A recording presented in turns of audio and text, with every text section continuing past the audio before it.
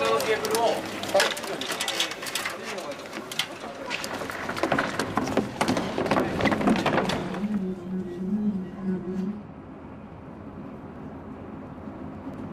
you'll be playing at Budokan. Finally. Yes, Yeah. Which is a legendary venue.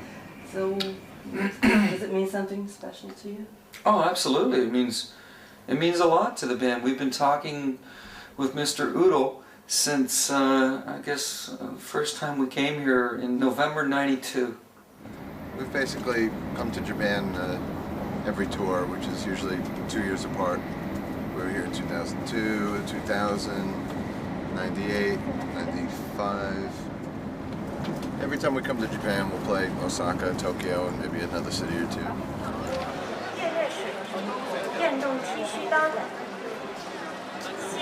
I'm lost now. Ladies and gentlemen, welcome to Nagawa. Oh, excuse me. Yeah, so we've been talking about it for quite some time, and finally it came together.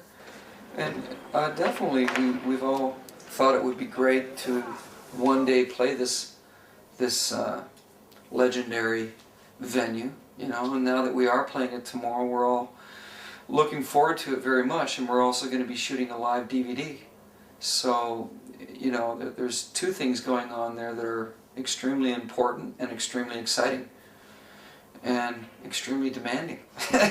You know, we all have to be very much prepared, but we're always having to be prepared for each and every show because our shows are 3 hours long.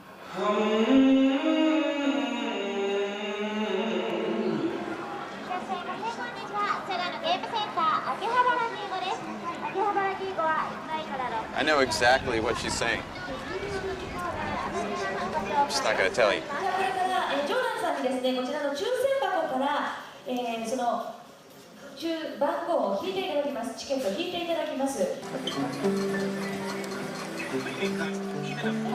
I can replace my whole rig with this.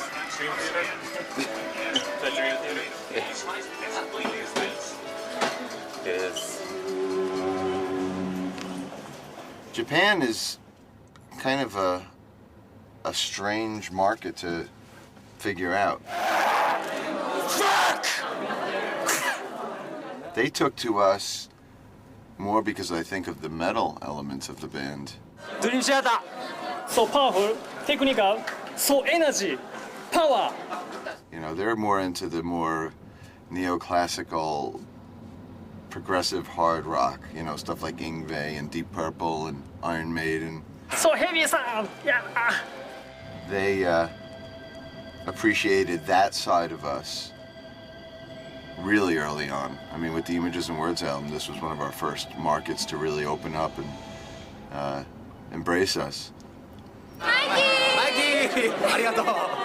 You know, I mean, it's been great. We've had a lot of fun doing these shows. It's great to see the excitement, and the fans seem to be, you know, just as excited about our music as they ever have been.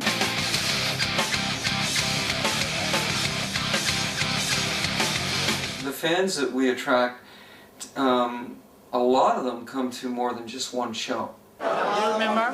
Yeah. Great show. So that you know, that's a great feeling that we've been coming here for 12 years and we see such an incredible response and reception to ourselves. It's very I don't know, it's invigorating, you know, and it's a great feeling just to look out there and see that each and every night. I mean, Japan it's a great market for us, but it's always been a great market for us. Kind of just started at that level and kind of stayed there and grew a little bit. And the fact that we're playing the Budokan tomorrow night, I mean, that's going to be one of the most ultimate and most exciting feelings since we've been coming to Japan. I think the fans, progressive fans, are just as great on both shores. It's the opposite from the rest of the world. The rest of the world, we get just geeky guys, just musician guys, computer nerds and musicians. And then Japan, it's all girls.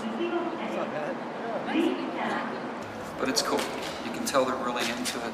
If you look out in the crowd, Some of them are animated. Most of them are very conservative in that sense. They don't get too animated, but it's cool. It's very cool.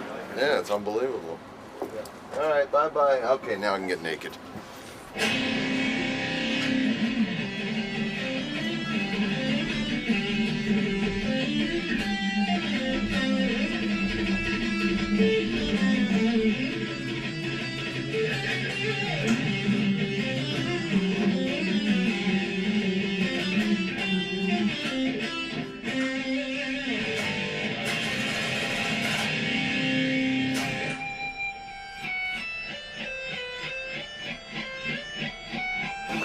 I'm going through serious jet lag right now.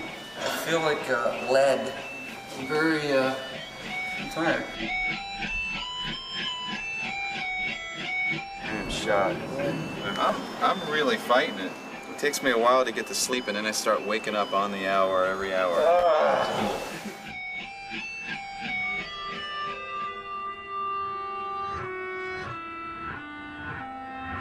I don't think I can even eat.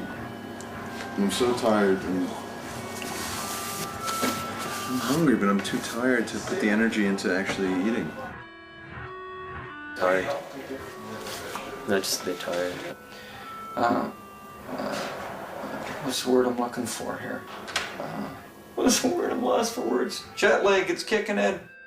I'm shutting the door. When I'm shutting the door, Lisa, give me a... I can't even fucking talk. I'm so fucking fried.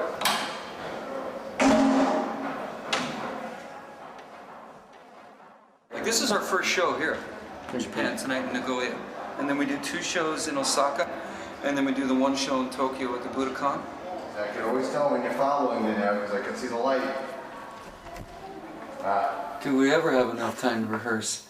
That's the thing when we go on tour, because the way we like to construct our set lists is we like to mix up the songs each and every night, so we're not playing the same set every night. So because of that, we're having to get to the venue, do lengthy sound checks, and rehearse songs that we know are coming up for the next show or a couple of shows away. And the same, pulling out a cover song. Like, we'll throw in 1 cover here and there in certain cities. So yeah, there's a lot of work when we're on tour.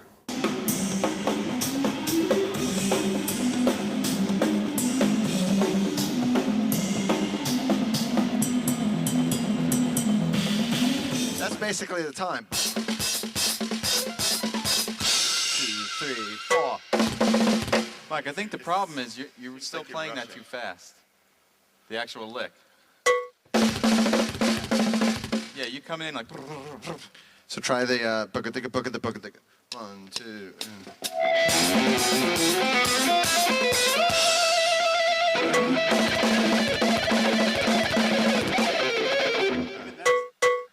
By the way, were you hearing this last night? Because I counted us out of the Beyond This Live solo 3 times. You should make sure you have enough of that. More cowbell. In the heat of my lead, I definitely didn't hear it. He's got a fever. The only prescription is more cowbell.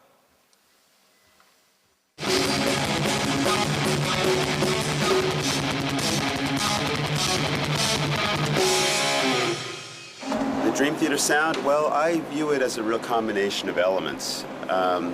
It's a combination of a real metal, hard rock sound, and it also includes a lot of the progressive rock elements of classic progressive rock groups like Genesis, Yes, Pink Floyd. The History of Progressive Rock by Mike Portnoy. Progressive rock started, I think, with Sgt. Pepper. I think that was the first album that really just took new artistic freedom to a whole new place. And then from there, Pink Floyd emerged the same year with their first album. A couple years later, King Crimson, Yes, Genesis, took it into real progressive directions. I think the Beatles just I only cite that because that kind of broke all the rules, but that's what progressive rock was about, was breaking all the rules. Then more hard rock bands took the style. Deep Purple, Rush, Kansas, Dixie Dregs, Frank Zappa. Then the whole progressive scene died an ugly death at the hands of disco and punk in the late 70s. And suddenly progressive music became a dirty word in the industry. And there were a couple of bands that emerged in the 80s, Marillion, Iron Maiden, Metallica, that were influenced by the progressive music. And then the late 80s, Queensryche, Fate's Warning. And then I think we broke the door open in the early 90s of making progressive music somewhat mainstream again. And then I think we kind of emerged as the poster boys for a whole new generation of progressive hard rock. The Dream Theater sound, metal, hard, progressive rock, we kind of merge those together and add a little bit of the virtuosic element. The one thing that makes Dream Theater kind of unique is, along with the combination of those two strong elements, you have this kind of real playing ability with each member of the band.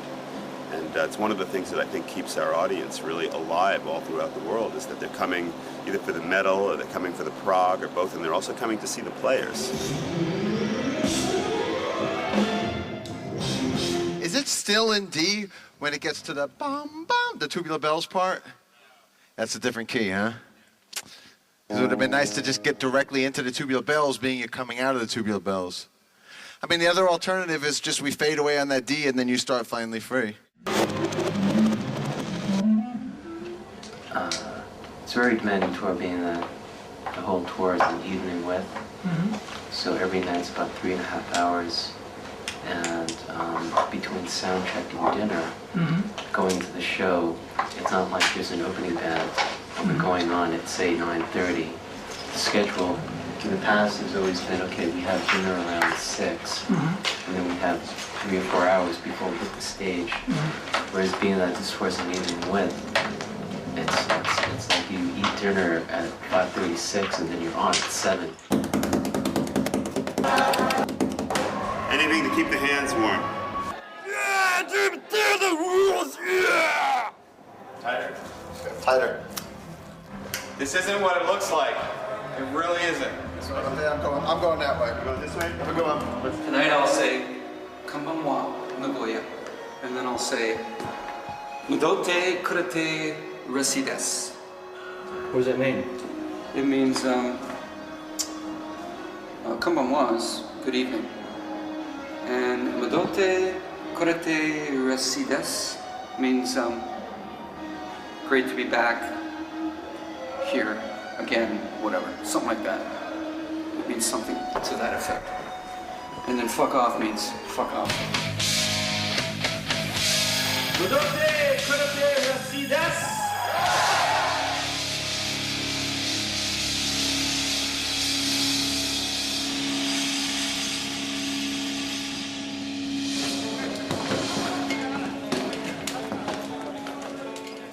We're here. We came from Brazil just to stay here, and our dream came true tonight. Okay. You're the best. And Dream Theater is the #1 in the world. Yeah. Michael, you know, a big guy, buddy guy. Out of shape. Getting too old. Fucking tendonitis is killing me. I actually fell asleep during the show. That's jet lag for you. It's a good thing I didn't have one of those really long breaks, right? I literally...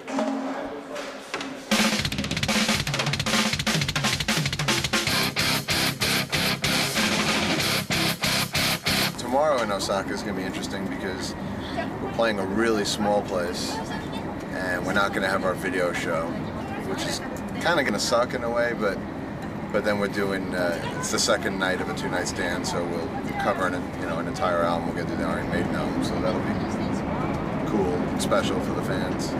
It's a good one. I think it's a good one for Japan. Well, the way I look at it is, I guess that's the way I started out, you know. But that was quite some time ago, you know, covering other bands and singing other singers' styles.